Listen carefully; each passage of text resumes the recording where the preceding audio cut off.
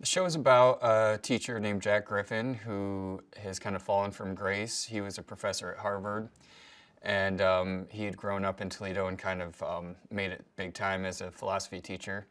And then he's fallen from grace, and he's kind of back in Toledo with his tail between his legs, broke, having to take a job teaching high school, and kind of refusing to do so. Refusing to teach, that is. He takes the job and then won't teach the kids, and that's the central conflict in it. Well, I had several unique, eccentric teachers, like everyone probably, and he's kind of a conglomeration of a lot of different quirky teachers. None were anything as extreme as he is. But I think it also comes from the feeling of having grown up in the Midwest in a small town just outside of Toledo, and then working for Saturday Night Live in New York and feeling the flying back and forth for the holidays and everything, and feeling the contrast of those two worlds, and sort of feeling like it would be an interesting character trait to look down on where you come from, but have to be slowly won over by it again. Just because you were fancy for a couple of years, you come back and you look down on it, but then people beat that out of you in those places. Yeah, the cast is fantastic. Glenn Howerton plays Jack, and we knew he could be sort of have an edge to him, play a little bit of a jerk from his years on It's Always Sunny in Philadelphia, which he's fantastic in. And then he's also a Juilliard-trained actor who can take on some of the more subtle, heartwarming moments with the kids. Patton Oswalt plays Principal Durbin, and I've just been a fan of his comedy for a long time. I think he's fantastic in young adult when he's acting, and then hilarious as a stand-up comedian. And so sometimes I tap him for an extra joke or line because he's a really fast writer. He can think of better lines on the fly most of the time than I can think of.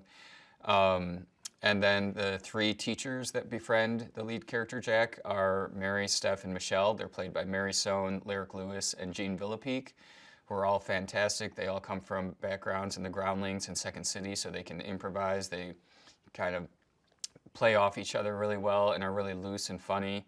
And then the kids have all been fantastic. I mean, they're all playing like juniors in high school. So they're young actors, and that, to me, I sometimes associate with not great, but they're actually excellent actors and really easy to work with, fun, kind people. So it's the vibe on set has been the best. It's one of the best environments I've worked in.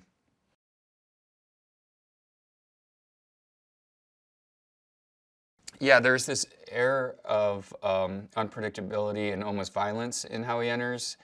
He swerves to miss a cyclist and drives his car directly into the school sign and kind of, literally and symbolically crashing into this sort of peaceful, nice Midwest high school.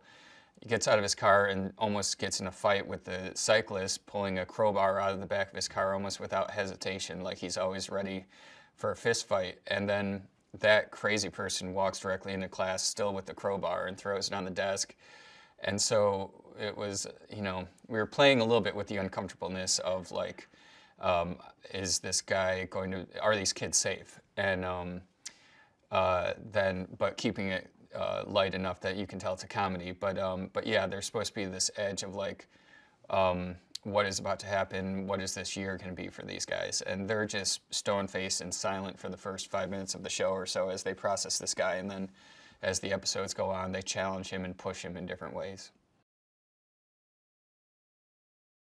Yeah, so one of the things this character Jack does every time he enters class is takes his half-eaten apple and tosses it towards the garbage very nonchalantly, and it never makes it. It always bounces off the wall or the floor, and he doesn't acknowledge it, neither do the students. He just plows forward, having made that little mess.